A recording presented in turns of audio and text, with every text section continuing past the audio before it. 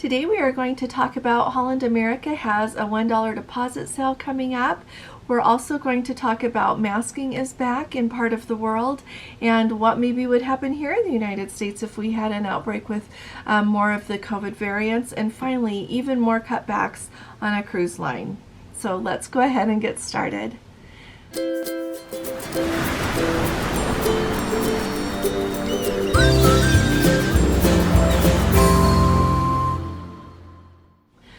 Hi there, this is Allison with Let's Go Travel Tips. Today is Monday. It's January 16th of 2023, and let's just start at the top really quickly. First of all, Holland America has a $1 sale, a $1 deposit sale, I should say, going into effect just only for tomorrow, January 17th.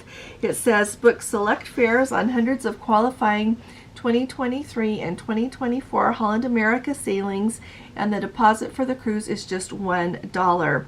The travel dates for those cruises are from March 29th of 2023 through April 27th of 2024, and it applies to certain sailings. So I looked at the sailings that are covered, and it's really quite a few of them. And so if you are interested in a Holland America cruise, this is a really good time to book it. Tomorrow when it's a $1 sale. I know you still have to pay for the whole cruise, even if you just pay that $1 for the deposit. But if you've got several cruises lined up and you're working on, paying for things as you go, it gives you a way to reserve another cruise. And so if you need help with that, send me an email. My email addresses are below. And yeah, I think it's exciting they're doing this. Now, the really big thing that I think is, when I saw this update on the Princess's website, I just thought, oh, this is interesting. But then the more that I've thought about it and read about it in other places, it gives us a lot of context. So first of all, Princess has updated their COVID health protocols on their website for sailings from Australia. So this whole time, since cruising has restarted in Australia, they have been requiring tests to be able to embark on this ship. And so first of all, let me just tell you super fast here what's required for those of you who are considering booking a cruise out of Australia, or if you've got one booked. So first of all, to go on a sailing from Australia, you need to be vaccinated. They do have an exemption process if you are not vaccinated, but generally you need to be vaccinated, and you have to have received your last dose of an Australian therapeutic goods administered COVID vaccine at least 14 days before you go. And for passengers who are aged 11 and younger, the vaccination requirements do not apply, but if you are age 12 and older, you have to be vaccinated. And I was kind of looking at the different vaccines that they will accept for that. And if you are like flying in from the United States or from Europe and the vaccines that are available there, those vaccines are accepted, okay? And so in addition to being vaccinated, you have to show proof of vaccination at embarkation. So you've got to have that with you. And they accept a wide range of vaccination, the proof of vaccination, like if you're here from the US, you can take your vaccine card. It just depends on where you're from, but generally the way that they report it is the way that they will accept it from you. In addition to that, you have to do a test, a COVID test. There in Australia, they call it the RAT test, rapid antigen test, and you need to do that within 24 hours. And if you're going to do a PCR test at a lab, you need to do that within 48 hours. Now, the way that they will accept those results is you can have a picture of the negative test next to your government issued ID. And you need to submit that, like on Princess, you will upload that to the app. But also you are required to carry with you at embarkation, and on your cruise it says to carry with you a copy of that test. So a copy of that photo with you, the photo of the test alongside your government issued ID. And if you're going to go to a lab and get that test or the PCR test, it says that you need to have access to the digital printout of that test. So if they texted you, have access to that test to show that text to show the test result. Okay, you've got to have that with you. And then finally, this is really, to me, the big update with all of this, because, and this is, I've read this in the news, several places, they are having more cases of COVID due to some variants. And so it says, we require all guests and crew to wear masks in all indoor settings. Masking requirements may change at any time, so we ask for flexibility from our guests. Guests are advised to check with guest services if they have any concerns. And so it sounds like we are back there to wearing the mask all the time when you're indoors, unless you're eating or drinking. And so it doesn't say unless you're eating or drinking, but I'm sure that in the main dining room you can remove your mask while you're eating or drinking. So I just wanted to let you know about that. And so the thing that I really thought about it a lot, and not only in letting you know about that, if you're thinking about going on a cruise out of Australia, is also, since they are bringing those masks back due to the number of variants that they've got there going in Australia, do you guys think that they would bring the masks back here in the United States if we started to have more COVID cases again due to variants? Remember, about a year ago now is when we had the Omicron variant that so many people were catching that.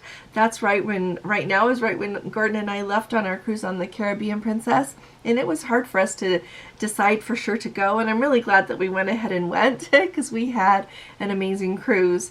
But do you guys think that they would bring masking back here in the United States here on the cruises? Let me know what you think, because I think it's a really interesting thing to consider. We've come like so far, and I know there's a lot of people that like to wear a mask, and we have a lot of people that don't want to wear a mask again.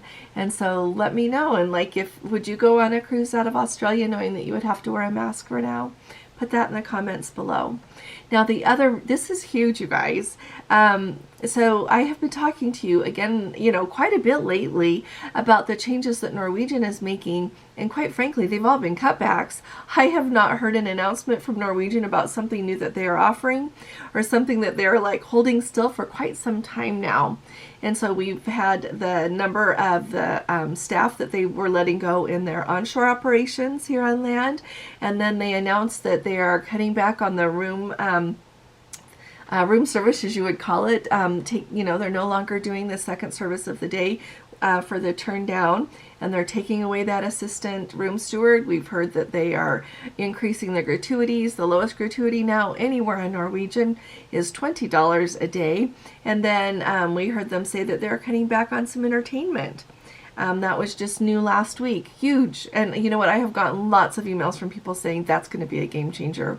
And I know a lot of people go on cruises, not only for the places that you get to go, but more and more cruise lines are becoming, and this is a whole nother discussion we need to have another day for a lot of reasons, but cruise lines are trying to compete with these all-inclusive resorts. And I know that we've got lots of Let's Go family members that love to go on cruises and have been enough, and that they just love to get on the ship, and if they don't get off at a port, they don't even care. They are enjoying everything that is offered on the ship. And so when you think of cutting back entertainment, that's going to be a deal breaker for some people to sail on Norwegian. Now, what are they doing? So in the name of reducing their carbon footprint, this to me comes under the heading of like, call it what it is. They are changing the itinerary on some of their sailings to take off a port call. And let me tell you here, it's on the Norwegian Joy, and they have these sailings that go from New York down to Bermuda and back to New York. But they are called Bermuda Virginia Beach sailings because they stop in Virginia Beach, Virginia. Well, Norwegian has made the announcement and let passengers on some of these sailings know, and actually several of their sailings know, that they are taking away that stop in Virginia Beach in the name of reducing their carbon footprint. Now, I think this is like, call a dog a dog. You can call a dog a cat, but it's still a dog, And so you can say you're doing it in the name of reducing your carbon footprint, but really, full well, they are doing it to save money. If you take away a port, you take away the port expense of going into that port, everything that goes with that, and you're going to save some fuel because you're not doing that anymore. I honestly think that's what Norwegian is doing. They're just trying to save money. And so so now, instead of being a cruise that would leave New York, stop in Virginia Beach, go on down to Bermuda, come back up, they are just simply Bermuda sailings, which I know that probably the real destination of the people that would book these cruises is Bermuda. They want to go see Bermuda, But it's lovely to have another port stop, and that is now taken away. So the cruises that are affected by that are in May, it's the 21st and the 28th.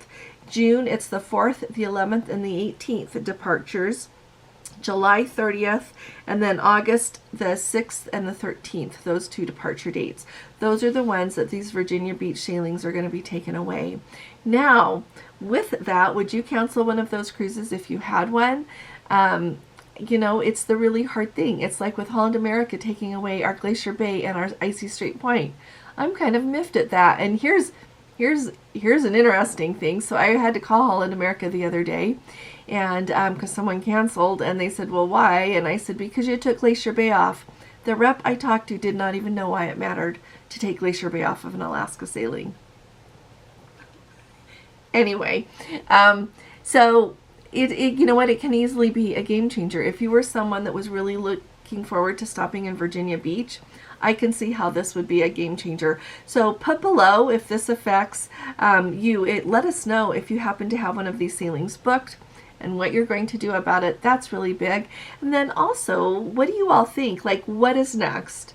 Not only from Norwegian, but from someone else. But Norwegian has surely been the one in the headlines the most for reducing service, and then on top of it, increasing their gratuities. So let us know. Let me know. Like, let's talk about it. What do you think is going to come next that Norwegian is going to take away? So we've got less service in the stateroom. We've got less entertainment. Now they're taking off some ports. And I don't know. What do you think is next? And just for fun, because we are a very princess-centric channel here, what do you think that Princess is going to change next? Do you think they're going to change anything soon as far as service goes, or maybe charging for room service? Yeah, let me know what you think about that. But I find it really interesting how all of this is navigating, especially given the fact that they have so much competition. Like, all of the cruise lines have competition. And so I'll let you know how things are looking on Norwegian soon. We're departing on the 29th down to the Western Caribbean, and it's going to be really interesting to see what everything is like on that sailing with these changes. And a quick reminder that this evening we have our live. It's always at 9 p.m. Eastern Time on Monday nights.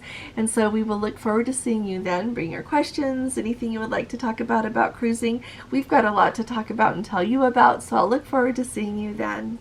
So, like I said, tell us everything you're thinking about down below. If you are on a cruise, let us know how it's going on whichever cruise line you happen to be on. We'd love to hear from you. And if you haven't subscribed yet, please do. We need you here with us in our Let's Go family. And if you appreciate these updates, please give this video a thumbs up, because that helps us out a lot. I'll be talking to you all again really soon. You all take really good care. God bless you. Love you. Bye-bye.